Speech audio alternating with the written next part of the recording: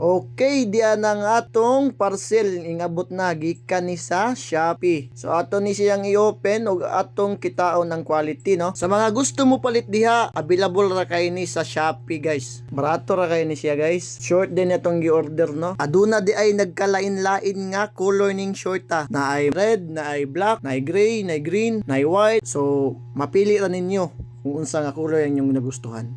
Okay, diara, perting lindot ta ka sa tila, guys. Gaan ug smooth ra kayo. Lindot kayo siya, sulot kay komportable tapos dili alimuot. Nya ang tila niya perting liguna pod, dili gud ingon nga nigpis ra. Na flexible pod day kay ni siya, guys. So ato ni testingan og sulot karon aron makita kung unsa gud ang iyang kalig-on. So ang nakalindot day ani shortan, no, is duha na siya bulsa. Tapos di-zipper na pagyud. Unya ang iyang harness may nakalindot pod nakadaog astig ba. Tsada tanawon. Sa ako lang pagunit sa iyang tila, murag lisod kay ni mabinat or magisi. Guys, ang bulsa niya.